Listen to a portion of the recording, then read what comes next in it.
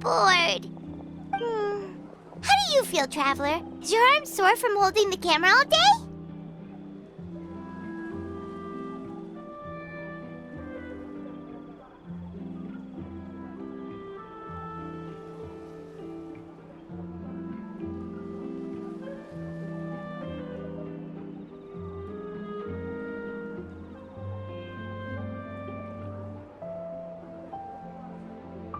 Good work, you two.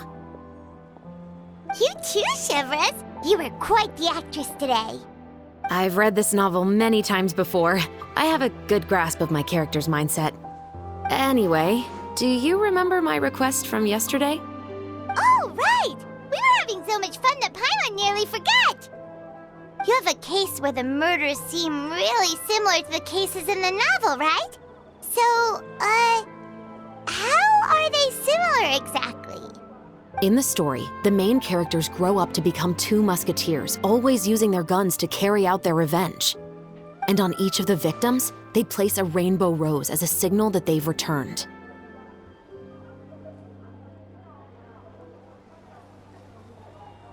Yes, that's correct. We found rainbow roses just like in the novel. Seems like you're connecting the dots now. Oh, that does sound pretty concerning.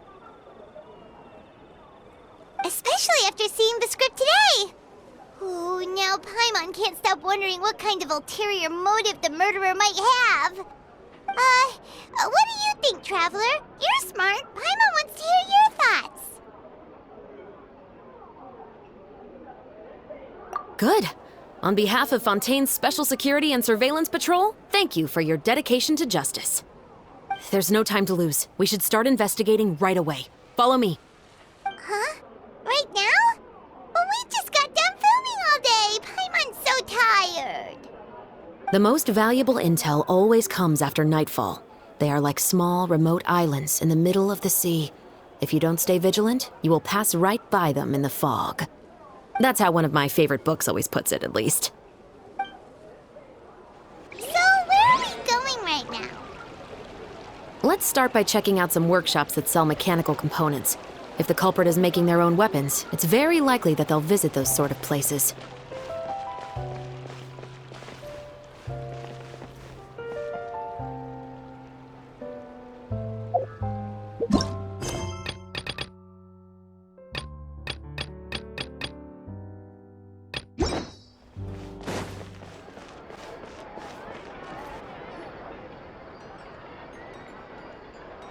Huh? Isn't that Charlotte? Who's her friend, and what are they chatting about? Be pleased with the cherry on top, Charlotte! Journalist extraordinaire! Please tell me you're joking! I read that a gang of criminals tricked the Gardamex by disguising themselves as blubber beasts. It's true, isn't it? It has to be! I've invested all my savings into graph adversarial technology and even taken out a sizable bank loan. I'm begging you like the beggiest beggar in all of begdom. I need you to calm down a little, Miss Lapine, Pauline. I admire your passion for your research, and I don't mean to dash your hopes for those, big-ticket orders. But I'm afraid I'm not joking. The Blubber Beast incident was a short story mailed to us by an anonymous amateur author, written in the style of a true story.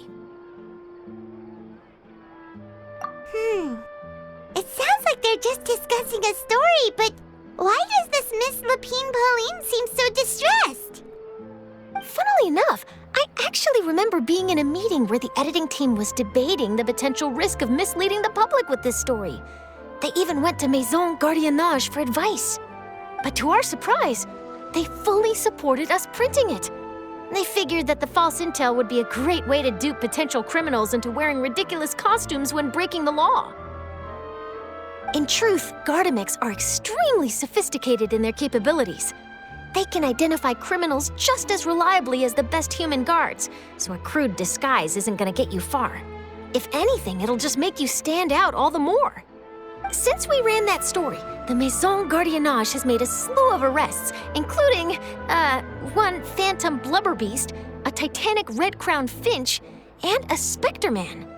So I knew this story had helped out law enforcement. But this is the first time I'm learning of an innocent citizen being deceived by it. And investing so much Mora for nothing.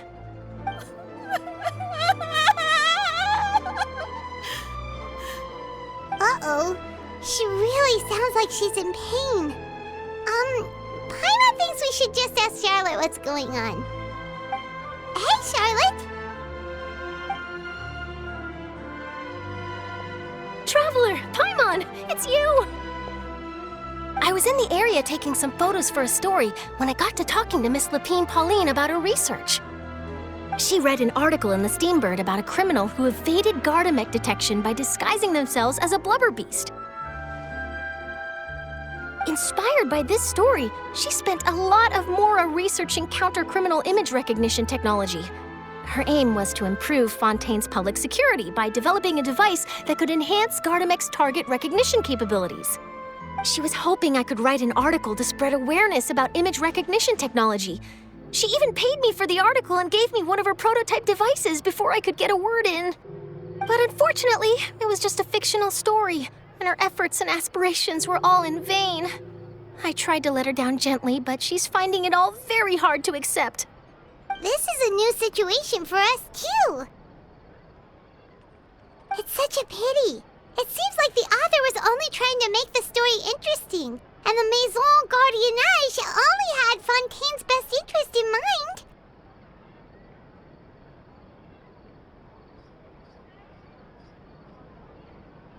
Wait, Miss Lapine Pauline, what are you doing? I'm gonna pick a fight with a Gardamek, head to the opera at Pt4, and get a one-way ticket to the Fortress of Meropide. That way, I won't have to repay my debts. It's the only way I can afford to keep on living. Whoa, there's no need to go that far. I mean, come on, look at you. You wouldn't even dent the Gardamek's armor. In all likelihood, they'd only hold you up at the Maison Gardiennage for a few days before letting you out, and then you'd still have to repay your debts. Actually, instead of going into the technicalities of that, how much did you actually invest? How bad can it really be? 270,000 Mora. Okay, well, escaping to the Fortress of Meropide over a sum like that seems like a last resort. Surely there must be other options. Not anymore. I used to be an equipment supplier to the Fontaine Research Institute before that blew to pieces, and now I'm just a small-time engineer.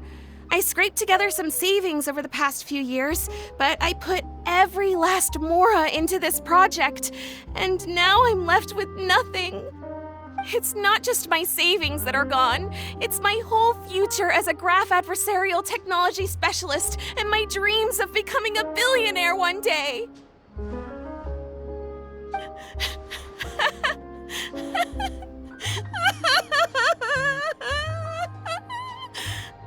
My life is over. Don't despair, Miss Lapine Pauline. I think I know a way for you to turn this around. This prototype you've given me, the camera lens for image recognition sample collection. It's really quite something. You said you designed it specifically for high-fidelity image capture and analysis, yes? The rapid focal length adjustment is a very useful function in its own right. It's sure to make many journalists' jobs much easier. In fact, I'd say it has the potential to revolutionize Fontaine's news media. So your research efforts thus far are by no means in vain. The technology you've developed may have many applications that you've never even considered. Really? Absolutely. I've been working as a journalist for the Steambird for a long time now. No one understands the issues we journalists face on a day-to-day basis better than me. So keep calm, take heart, and start thinking about mass production. In the meantime, I'll show your invention to all my colleagues to drum up interest in your product. I can't believe it! If this is true, then I can look into setting up a whole camera lens development pipeline. My big-ticket orders and billionaire aspirations are still in the cards. Oh, maybe I should consider taking out another loan. That way, I can rapidly improve the lens production process, be the first to market, and prepare to battle for dominance in the camera industry. Come on, stop daydreaming about your pipelines for a minute. Just take it one step at a time and see how it goes. There's no sense in putting all your eggs in one basket before things are even off the ground. And I can probably speak to some people I know and license my image recognition device to a workshop to raise some funds. I can't believe I didn't think of this sooner. There's no time to lose. I need to get to work. Early bird gets the worm. Can you believe her? She just ran off. Paimon's pretty sure our advice went in one ear and out the other. It's understandable. When inspiration and passion strike at the same time, it's all too easy to throw yourself headfirst into your work and forget about everyone around you. A lot of journalists are the same way when they're first starting out. But don't you worry. I'm gonna write an article on all this, and I'll be checking in on her regularly. Her research has the potential to benefit the entire journalistic community. I'll give her plenty of input to stop her from going down any rabbit holes and make sure mass production of her lens can begin as soon as possible.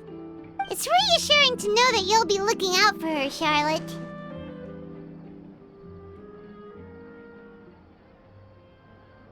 Actually, you know what? Why don't you two take this prototype lens?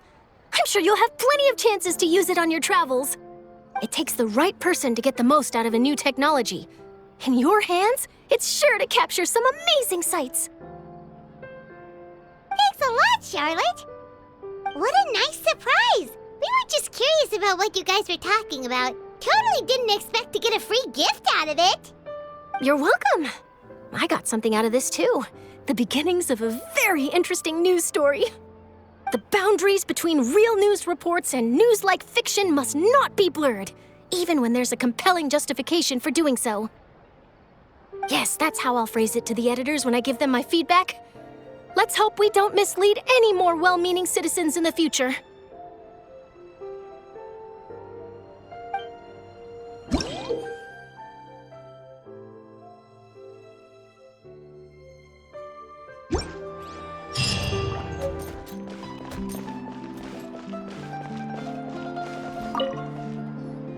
Welcome to Le Show's Clockwork Workshop. How can I help you?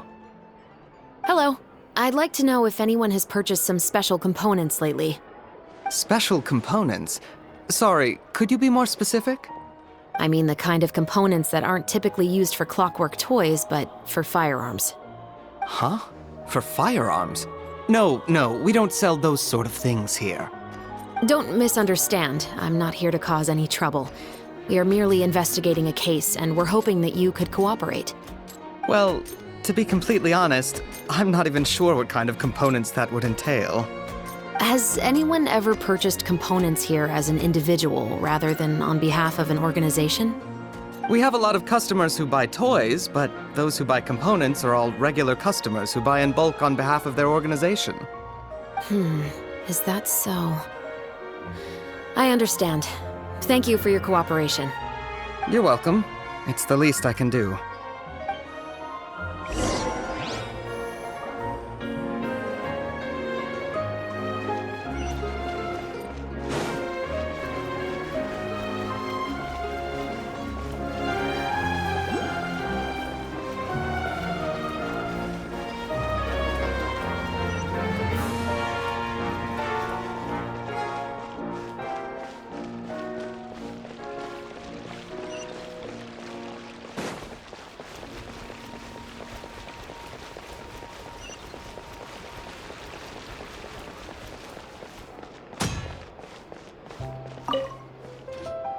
Oh, hey, Chevris. Run out of oil for your musket again? Hello, Estelle. I want to know if anyone has come to your shop recently to order some firearm components. Oh, is this another case? Let me think. I don't think so. Some people have requested that I make some prop guns for the Fontanalia Film Festival, but I refused all of those requests. Oh, why's that? Because there's no profit! I only make things here that can do some real heavy lifting. I don't have the energy to make some new molds just for the festival. Then has anybody come specifically looking for mechanical components? Well, I usually sell off my scrap to the Fleuve Cendre. I don't typically give them to one specific person. I understand. Thanks for your cooperation. Don't mention it. Always happy to have the Musketeers' patronage. Seems like we haven't found any leads to go off yet. Yeah, unfortunately. All right, let's head to Pt4 next. Huh? Are you sure? People might not be so thrilled to see the captain of the special patrol there. You think so, huh? Then I guess you don't know Huh? Know what? that I grew up in Pt4.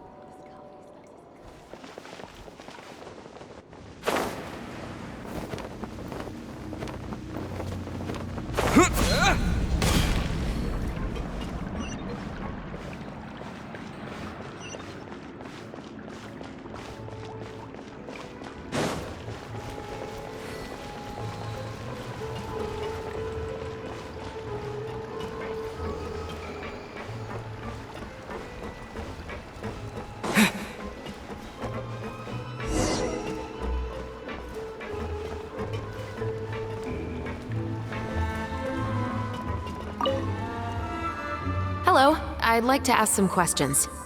I don't know anything. Don't worry, I'm not here to arrest anybody. You say that now. It's the truth. Here, take this as my guarantee. Wait, did Paimon just see what she thinks she saw? Is the captain of the special patrol bribing a citizen?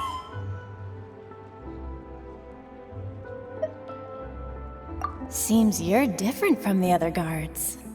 What do you want to know?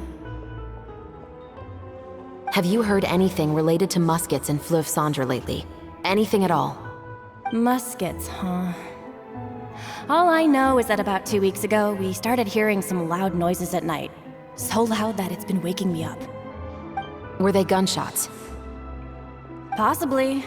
It's hard to tell around here. Someone's house collapsing, a pipe exploding somewhere, it's all the same. But the noises I'm talking about definitely happened after I fell asleep. Do you know where the noises were coming from? I don't remember clearly. Is it that you don't remember, or that you need to think about it some more? You tell me. Then please, think about it some more. She's giving her even more Mora! The noises came from the end of the Southern Waterway. I came out and had a look for myself and I wasn't sleeping well, but I didn't dare get too close. That's all I know. All right, I'll take your word for it. Thanks for the Pt4.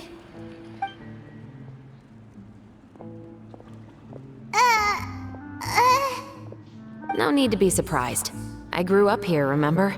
I know how to get people around here to talk.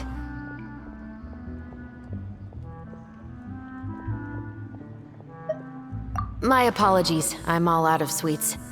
Though I do have some other tempting snacks in my custody. Fries, fried chicken, and even onion rings. But taking care of junk food is my responsibility. You're better off sticking to your normal, nutritious diet. Now then, let's keep going.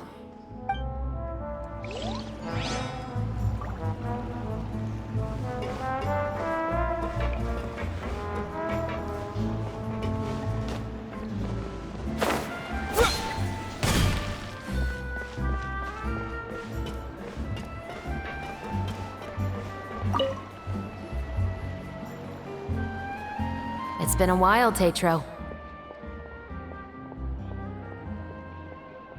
Please, just get on with your request. I want to know if you've heard anybody talking about muskets lately. Information isn't free, you know. I've heard that bandits have been extremely active in the countryside recently, and they've been affecting the delivery of goods to Poisson. I can allocate some more manpower to help out with that problem. What do you say? You're still as helpful as ever. One of our men got drunk at dinner about a month ago and lost his gun. 3 days later, it turned up in the corner here. What's weird about that? He just forgot where he put it, right? This is Fleuve Cendre, my friend. Anything of value left in the tavern won't ever make it to the next day. But that gun turned out to be an exception. It didn't get any new wear and tear on it, and didn't even appear to have been fired. We were quite mystified as to what could have happened. I suspect it came back because the weapon was already known to the guards. You mean, a criminal was afraid the Marechaussee Phantom would use the shot marks to track them down? Maybe. But if that's the case, the culprit really took great care to avoid getting caught. I didn't say anything about a criminal. In Fleuve Cendre, knowing who was killed is as easy as knowing what clothes you're wearing today. It's the guy living in the east side, isn't it? I've never liked him. Every time he's here, he just orders a drink and sits there with a nasty look in his eyes. So, who was the one who lost the gun in the first place?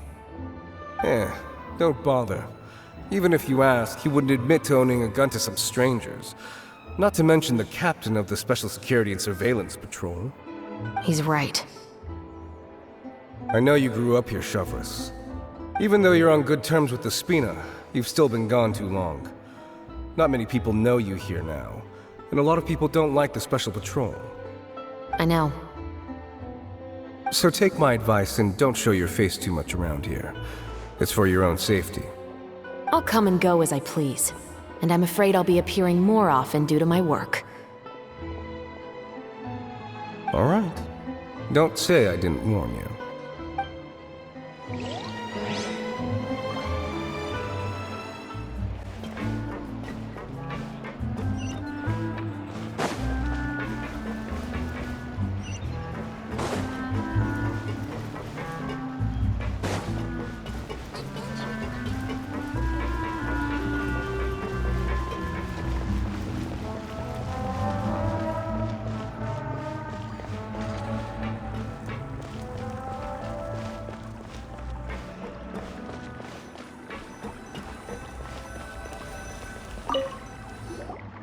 What's all this?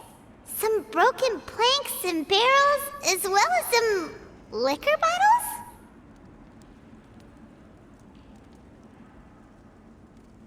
Yes, but have a closer look, Paimon.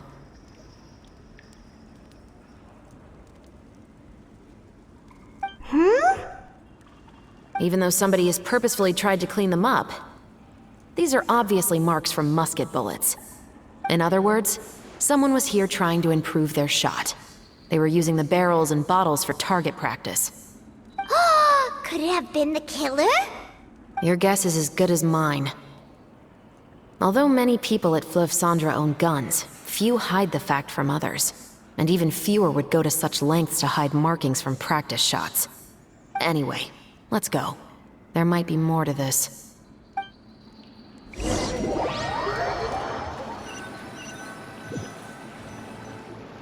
Seems like that's all we'll be able to uncover for today. Paimon feels like we managed to learn a lot more here than up on the surface.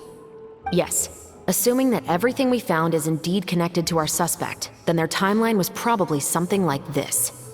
A month ago, our suspect found a gun and took it home to disassemble it. Once he'd figured out its mechanics, he brought it back.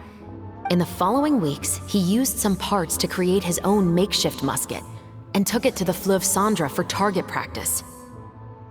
Then, a few days ago, he found his target and carried out the murder. Once the deed was done, he left a rainbow rose on the body, just like the scene in the novel. That all makes sense to Paimon, but we're still no closer to figuring out the killer's identity! The deceased was a resident of Fleuve Cendre. It's said that he was a poor, solitary man. Yeah, that's also something I'm trying to figure out. If we are indeed following the novel, and there's a story behind the murder, then this murder should be an act of vengeance.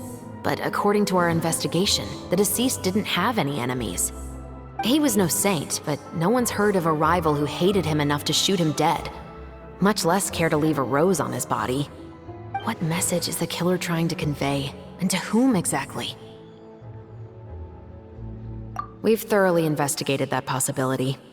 He claims to have spent the whole day at the Opera House on the day of the murder, and the staff there have confirmed his account. Okay, so he has an alibi. Not only that, he lacks a credible motive as well. He has a family of his own, and both of his parents are still alive. I've looked into his records. He was adopted at the age of 6, and all the proper procedures were followed. There are also records of him at an orphanage before then. In the story, the mother of the 2 Musketeers was murdered after the children turned 10. Of course, he could have changed the children's ages, but I don't want to assume anything without evidence. More importantly, I've also had a chat with him in person. He didn't seem like the kind of person who would pull the trigger to kill a man. Then, what should we do now? We have all this new information, but it doesn't help us move forward. Investigations take time. I didn't expect us to catch the culprit in just a single day. How about this? Let's spend the next few days filming with the crew. We can continue the investigation once we're done with the film. I'm sure that given time, new leads will present themselves. Wait, but weren't you saying intel is like small, remote islands in the middle of the sea just a moment ago? Wouldn't you just miss them if you were to stop looking? Ah, but the book had more than one reference to the islands, Paimon. Oh? What else did it say then? As long as you spend enough time sailing through the fog, you'll eventually come across an island.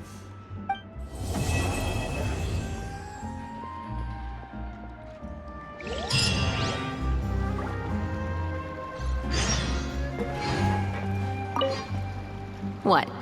Never thought that the captain of the security and surveillance patrol could come from the Fleuve Cendra? Honestly, I'm pretty shocked too. There used to be a time when I thought I would never be able to join the guards. But as long as you can distinguish yourself through your accomplishments and skills, you'll eventually be recognized for your worth. If you look at it another way, my life at Fleuve Cendra has actually taught me a lot of valuable skills. Skills like how to barter with criminals or how to think in their shoes. Of course, I'd appreciate it if you could keep this a secret between us.